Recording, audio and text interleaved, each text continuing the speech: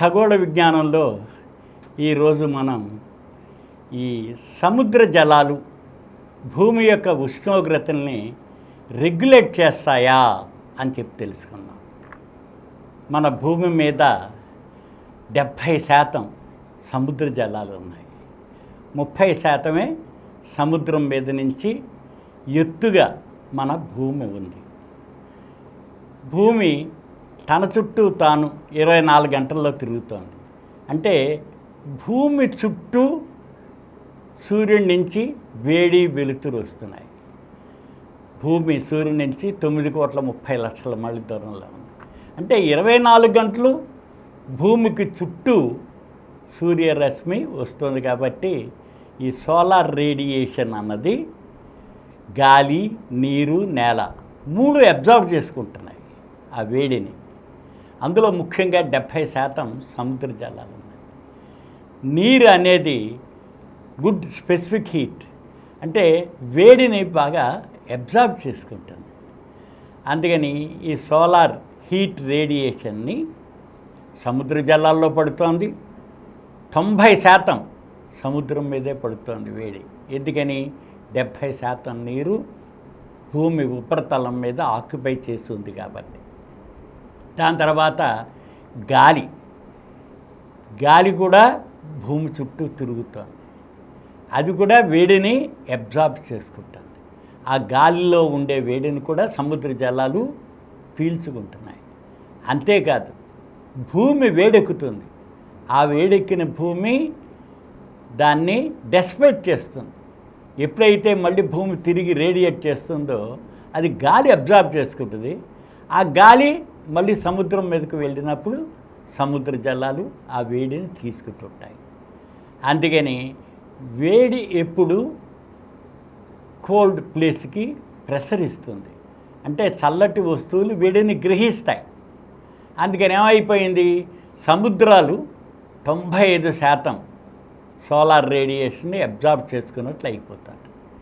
ఎప్పుడైతే సముద్ర జలాలు నీటిని అబ్జార్బ్ చేసుకుంటాయో వెంటనే నీరు వేడెక్కుతుంది. కాబట్టి అది ఆ వేడిగా ఉన్నది చల్లదనం మీద పలచబడిపోతుంది.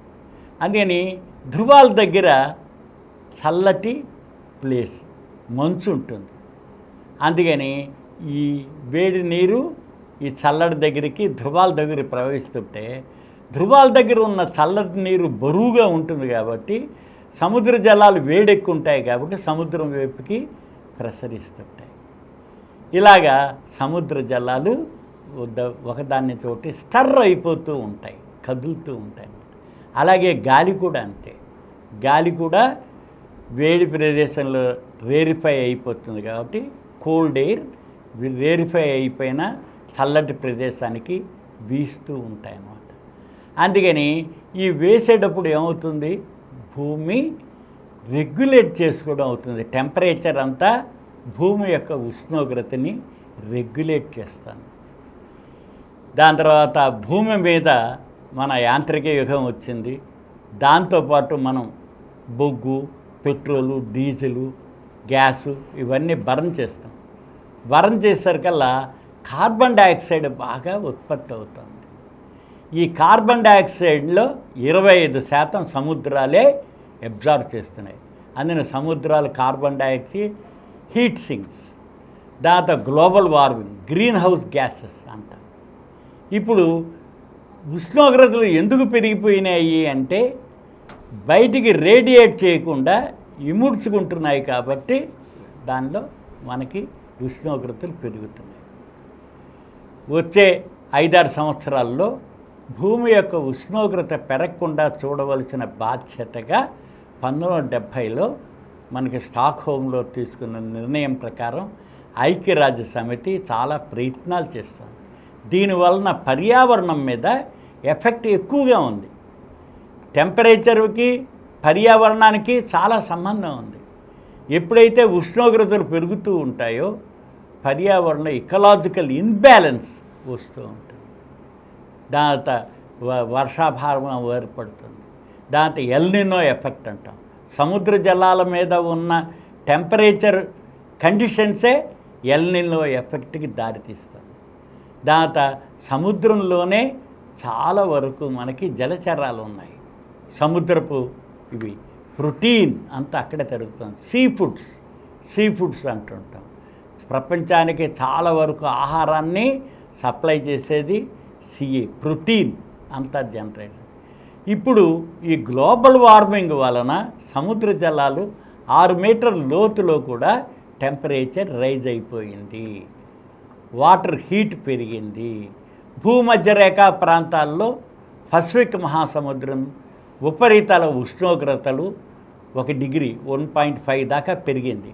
ఎప్పుడైతే పెరిగిందో దాన్ని అంటిపెట్టుకుని ఉన్న గాలి, దాంతో నీటి ఆవిరి రూపంలో కూడా పెరిగి బోళ్ళంత టన్నుల కొద్ది నీరు ఈ మేఘాల్లో చేరిపోతుంది.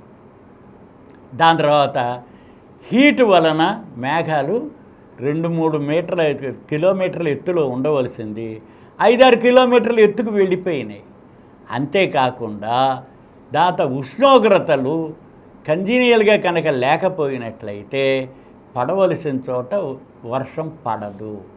అందుకని ఎల్నినో ఎఫెక్ట్ వలన ఈ భూ ఉష్ణోగ్రతలు కూడా పెరిగి సముద్ర జలాల్లో ఉండే ఉపరితల ఉష్ణోగ్రతల్లో మార్పుల వలన ఈ గాలుల్లో వచ్చే మార్పు, నేల మీద వచ్చే తేమలో తేడా. అందుకనే పంటలను మార్చమంటున్నారు. ఇప్పుడు వరి లాంటి వాటికి వర్షాభారం కనుక వచ్చినట్లయితే నష్టపోతాం, ఎండిపోతాయి. అందుకని అలాంటి చోట తక్కువ నీటితోటి సాగు చేసే పంటలని వ్యవసాయం వేసుకెళ్తాం. అందుకని వ్యవసాయం కూడా అనాదిగా ఆదిమ మానవుల దగ్గర నుంచి ఇప్పుడు దాకా కూడా స్టెబిలైజ్ అవ్వలేదు వ్యవసాయం. ఎందుకని ఈ టెంపరేచర్ డిఫరెన్స్తో వచ్చే తేడాల వలన భూమి మీద ఈ పంటల పండంలో దాంతో నాణ్యత లేని పంటలు వస్తాయి. వేడి కనుక పెరిగితే పంట దీనిలో నాణ్యత ఉండదు. దాంతో దిగుబడిలో మార్పు వస్తుంది, పంటలు పండవు. ఇవన్నీ చాలా మార్పు వస్తాయి. దీనికి కారణం ఏంటంటే ఈ ఉష్ణోగ్రత భేదాలు. ఉష్ణోగ్రత భేదాలకి సముద్రపు నీరు కూడా చాలా దోహదపడుతుంది. ఎంత సర్క్యులేట్ చేస్తూ ఉన్నా, రెగ్యులేట్ చేస్తూ ఉన్నా ఏ స్మాల్ డిఫరెన్స్. అందుకని భూమధ్య రేఖ నుంచి ధ్రువాల వైపుకు మనం ప్రయాణం చేస్తూ ఉంటే టెంపరేచరు మారిపోతూ ఉంటుంది, ఉష్ణోగ్రత భేదాలు బాగా వస్తాయి. అలాగే ఎత్తు ప్రాంతాలు వెళుతున్న కొలది ప్రతి 1000 అడుగుల ఎత్తుకి మార్పు వచ్చేస్తూ ఉంటుంది. 1 డిగ్రీ సెంటీగ్రేడ్ టెంపరేచరు మార్పు తీసుకొస్తూ ఉంటుంది. ఈ మార్పులన్నిటితోటి మనకి చాలా, అందుకని ఇవాపరేషన్ దీనిలో తేడా వస్తుంది. దాని తర్వాత మనకి చాలా వరకు ఇది చూసినట్లయితే ఈ పర్యావరణ రీత్యా చాలా మార్పు వస్తుందన్నమాట. అందుకని ఈ ఇవాపరేషన్ వాటర్ సైకిల్లో దెబ్బతింటాం చాలా వరకు అన్నమాట. అందుకని ఎప్పుడైతే వాటర్ సైకిల్ దెబ్బతింటుందో, రెండోది కార్బన్ డైఆక్సైడ్ సైకిల్లో తేడా వస్తుందో చాలా వస్తుంది. 25% కార్బన్ డైఆక్సైడ్ సముద్రాలే పీల్చుకుంటున్నాయి. మనం అంతకంటే మించి అవి పీల్చుకునే దానికంటే శక్తి కంటే మించి మనం క్రియేట్ చేస్తున్నాం. అందుకని ప్రతి వ్యక్తి వీటి గురించి ఆలోచించుకోవాల్సిన అవసరం చాలా ఉంది. అందుకని ఈ సోలార్ రేడియేషన్ అబ్జార్ప్షన్ సీల్లో వచ్చే మార్పు, అట్మాస్ఫియర్లో ఉండే టెంపరేచర్ మార్పు, ఇవన్నీ కూడా ఈ సోలార్ రేడియేషన్ను అబ్జర్వ్ చేసుకునే సీ వాటర్ అన్నది సముద్రాలు ఈ ఓషన్స్ ఏవైతే చేస్తున్నాయో వాటిల్లో ఉంటుందన్నమాట. అందుకని ఈ సముద్రాలు టెంపరేచర్ రెగ్యులేషన్లో చాలా వరకు బాగా పనిచేస్తున్నాయి. అందుకని వాటికి రెగ్యులర్ రిథమ్గా జరిగే సిస్టమ్ని డిస్టర్బ్ అయినట్లయితే ఈ పర్యావరణంలో రెండోది క్లైమేట్ చేంజ్ వస్తుంది, వెదర్లో మార్పు వస్తుంది, క్లైమేట్లో కూడా చాలా మార్పు వస్తుంది. 38,000 బిలియన్ టన్నుల కార్బన్ డైఆక్సైడ్ని సముద్రాలు అబ్జర్వ్ చేసుకుంటున్నాయి. 38,000 బిలియన్ టన్నుల యొక్క కార్బన్ డైఆక్సైడ్ అది ప్రోటీన్స్ కింద మారుతుంది. అందుకే సముద్ర జలాల్లోనే ప్రోటీన్స్ అవి సరిగ్గా జరగకపోతే మళ్ళీ మనకి ఈ ఆహార భద్రతలో తేడా వచ్చేస్తుంది, క్రైసిస్ వచ్చేస్తుంది. దాంతో ఈ చెట్లు ఇవన్నీ జంతువులు పక్షులు ఏవైతే పర్యావరణంలో ఉన్నాయో వాటిలన్నిటిలోనూ మార్పులు రావడానికి అవకాశం ఉంటుంది. అందుకని సముద్ర జలాలు సోలార్ రేడియేషన్ని రెగ్యులేట్ చేస్తున్నాయి. ఆ రెగ్యులేషన్ రిథమ్ని మనం కంటిన్యూ చేయాలి. ఎందుకంటే ఒకవేళ హీట్ కనుక పెరిగినట్లయితే సముద్ర జలాలు పైకి పెరుగుతాయి, ధృవాల దగ్గర ఉన్న ఐసు కరిగిపోతుంది. ముఖ్యంగా గ్రీన్లాండ్, సౌత్ పోల్ దీనిలో చేసినా అవి కడిగినట్లయితే పూర్తిగా కనుక కరిగిపోతే 10 మీటర్ల ఎత్తు వరకు కూడా సముద్ర జలాలు చెప్తాయి. అప్పుడు కోస్టల్గా ఏవైతే ఉన్నాయో అవన్నీ పెరగడం జరుగుతుంది.